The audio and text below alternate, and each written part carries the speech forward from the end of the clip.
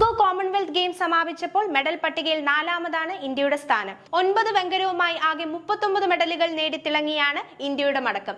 തിരിച്ചെത്തിയ ടീം ഇന്ത്യക്ക് ഊഷ്മളമായ സ്വീകരണമാണ് ലഭിച്ചത്. കോമൺവെൽത്ത് ഗെയിംസിൽ 13 സ്വർണവും 17 വെള്ളിയും 9 വെങ്കലവും അടക്കം ആകെ 39 മെഡലുകളുമായി ഇന്ത്യ മെഡൽ പട്ടികയിൽ 4ാം സ്ഥാനം സ്വന്തമാക്കി.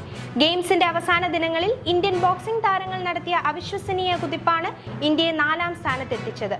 10ാം ദിനം മാത്രം ബോക്സിംഗ് റിംഗിൽ നിന്ന് 7 സ്വർണ്ണ മെഡലുകളാണ് ഇന്ത്യ വാരിക്കൂട്ടിയത്. ജാസ്മിൻ ലംബോറിയ, പ്രീതി പവാർ, സാക്ഷി ചൗധരി, സച്ചിൻ സിവാജ് എന്നിവർ ബോക്സിംഗിൽ സ്വർണം നേടി രാജ്യത്തിന്റെ പെരുമ ഉയർത്തി.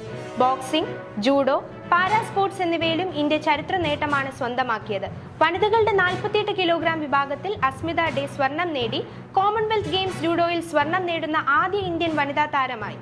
പാരാ അത്ലറ്റിക്സിൽ പുരുഷന്മാരുടെ 100 മീറ്റർ T47 വിഭാഗത്തിൽ ദിലീപ് മഹാദു ഗാവിത് സ്വർണ്ണ മെഡൽ നേടി ഇന്ത്യയുടെ വിജയക്കുതിപ്പിന് തുടക്കമിട്ടു. വനിതകളുടെ ഷോട്ട്പുട്ട് F57 വിഭാഗത്തിൽ ഷർമിള ധൻകർ സ്വർണം നേടിയപ്പോൾ വനിതകളുടെ 100 മീറ്റർ T46 വിഭാഗത്തിൽ വാത്സങ്കരി ഭവാനിയും സ്വർണ്ണ നേട്ടവുമായി ഇന്ത്യയുടെ മെഡൽ പട്ടികയ്ക്ക് കൂടുതൽ തിളക്കമേകി. ബോക്സിംഗിൽ 7 സ്വർണം ഉൾപ്പെടെ 10 മെഡലുകൾ നേടിയ ഇന്ത്യൻ താരങ്ങൾ ഗെയിംസിലെ ഏറ്റവും വലിയ ഹൈലൈറ്റുകളിൽ ഒന്നായി. ജൂഡോയിലും പാരാ സ്പോർട്സിലും ഇന്ത്യയുടെ എക്കാലത്തെ മികച്ച പ്രകടനമാണ് രേഖപ്പെടുത്തിയത്. കോമൺവെൽത്ത് ഗെയിംസിൽ പങ്കെടുത്ത് തിരിച്ചെത്തിയ ഇന്ത്യൻ കായിക താരങ്ങൾക്ക് ന്യൂഡൽഹിയിൽ വെച്ച് ആവേശോജ്വലമായ സ്വീകരണമാണ് ലഭിച്ചത്.